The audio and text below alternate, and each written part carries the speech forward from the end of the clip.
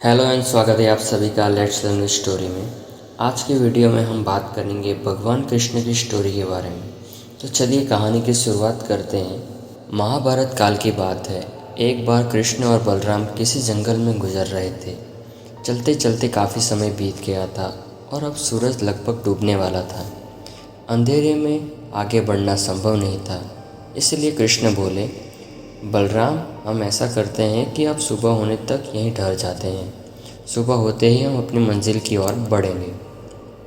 बलराम बोले, पर इस घने जंगल में हमें खतरा हो सकता है। यहाँ सोना उचित नहीं होगा। हमें जागकर ही रात बितानी चाहिए। अच्छा, हम ऐसा करते हैं कि पहले मैं सोता हूँ और तब तुम पहरा देना, और फिर तुम सो जाना, उसके बाद मैं पहरा दूंगा। कृष्ण ने ऐसा सुझाव दिया। बलराम तैयार हो गए। कुछ ही पलों में कृष्ण गहरी नींद में चले गए। तभी बलराम को एक भयानक आकृति उनकी ओर आती दिखती है और वो राक्षस होता है। राक्षस उन्हें देखते ही जोर से चीखा और बलराम बुरी तरह से डर गए। इस घटना का विचित्र असर हुआ। भय के कारण बलराम का आकार छोटा हो गया और राक्षस विशाल हो गया।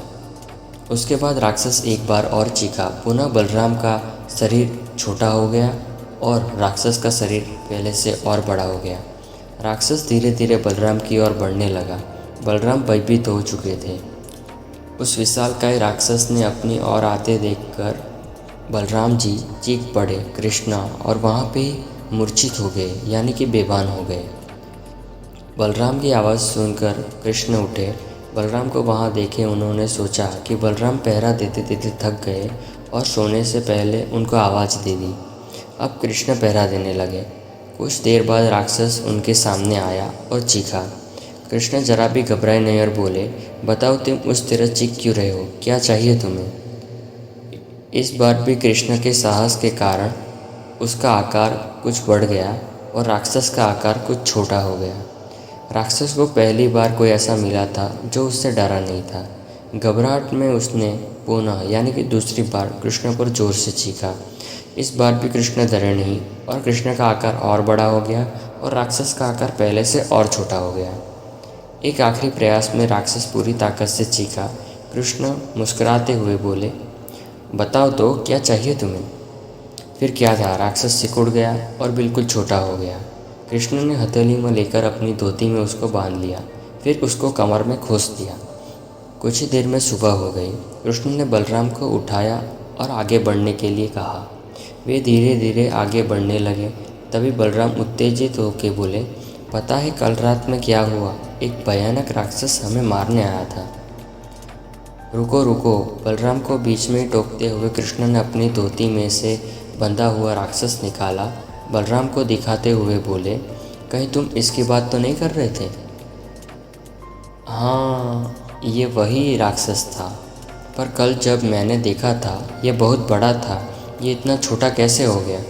बलराम आश्चर्यचकित होकर बोले।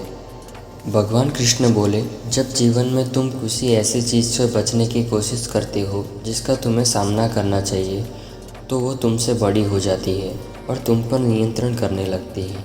लेकिन जब तुम उस चीज़ का सामना करते हो जिसका सामना तुम्हें करना चाहिए, तो तुम उससे बड़े हो जाते हो और उसे नियंत्रित करने लगते हो। दोस्तों, ये राक्षस दरअसल हमारी ज़िंदगी में आने वाली चुनौतियाँ हैं। अगर हम इस चुनौतियों को टालते हैं तो ये और बड़ी हो जाती हैं। आखिर में यह हमें कंट्रोल करने लग जाती है। इसीलिए हमें उसका साहसपूर्ण सामना करना चाहिए ताकि हम उस पर काबू पा सकें। इस प्रकार चुनौतियों का डट के सामना करने से छोटी सी हो जाती है, जिससे हम आसानी से उस पर नियंत्रण कर सकते हैं और सफल हो सकते हैं। Thank you for watching a full video. अगर आपको वीडियो पसंद आया है तो वीडियो को लाइक एंड शेयर करें एंड चैनल को सब्सक्राइब करें। आज के लिए इतना ही, मिलते हैं अगले वीडियो में।